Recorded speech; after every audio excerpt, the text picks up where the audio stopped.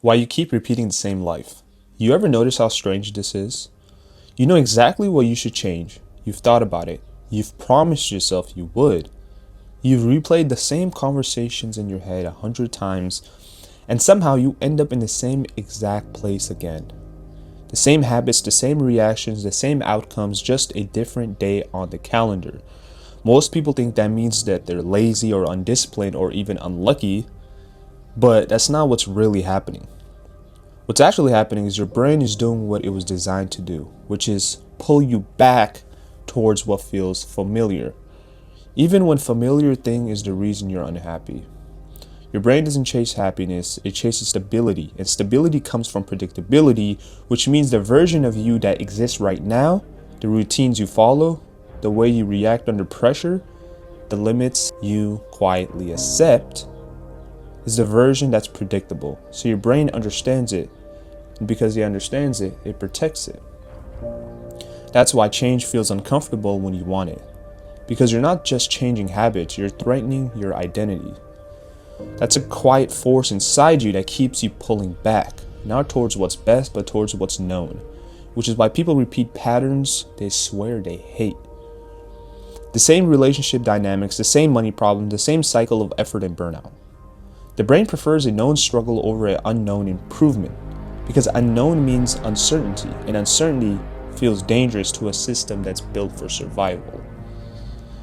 Here's the part people don't realize though. Your brain carries an internal picture of who you are, not who you want to be, but who you've proven yourself to be through repetition. Someone who starts and stops, someone who tries but drifts, someone who returns to comfort. That picture becomes the reference point, and anytime your behavior moves too far from it, your brain pulls you back, not aggressively, not dramatically, but just subtly. The pullback feels like boredom, doubt, or just sudden exhaustion, or losing interest for no clear reason. And people assume those feelings means this isn't right for me.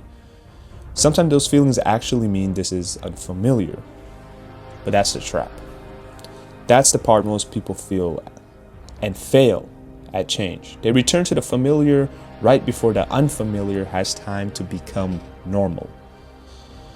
That's why repetition feels invincible. There's no collapse, no obvious mistake, just a quiet reset back to what you've always been. And once you're back, the brain relaxes. Relief shows up. People confuse the relief with peace. But it's not peace, it's the system saying, good, we're safe again. That's why quitting often feels good at first, but that pressure disappears, the uncertainty fades, but nothing actually improves. So the loop continues. Here's the uncomfortable truth. You don't repeat your life because you lack willpower. You repeat your life because you're loyal to an identity you never questioned. An identity built slowly through repetition and not choices. Breaking the loop doesn't start with motivation. It starts with tolerance. Tolerance is feeling unfamiliar with yourself. That awkward middle phase where you don't feel like the old you anymore, but you don't trust the new you yet. Most people escape that phase because it feels empty. No excitement, no confidence, no certainty, just effort without immediate reward.